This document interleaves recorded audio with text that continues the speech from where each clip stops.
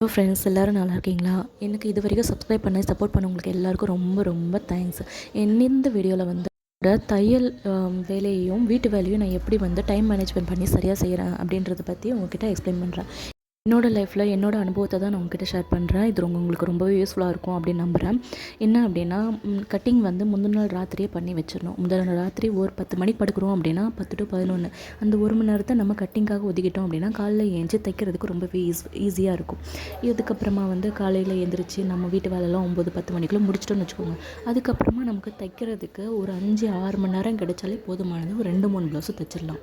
அதுக்கப்புறமா சாயந்தரத்துமே பசங்கள் வருவாங்க. பசங்களுக்கு சாப்பாடு கொடுக்கணும், பாத்திரம் கழுவணும், வீடை பெருக்கணும், பூஜை பண்ணணும். இந்த மாதிரி வேலையெல்லாம் முடிச்சுட்டு நமக்கு கடைசியில் கிடைக்கிற ஒரு 2 மணி நேரம் 1 மணி நேரம் டைமில் எம்மிங் பண்ணுறது, கட்டுறது இந்த மாதிரி வேலையை முடிச்சிட்டோன்னு வச்சுக்கோங்க. அதுக்கப்புறம் கட்டிங் திரும்பியும் அடுத்த நாள் கட்டிங் உட்காந்துடணும்.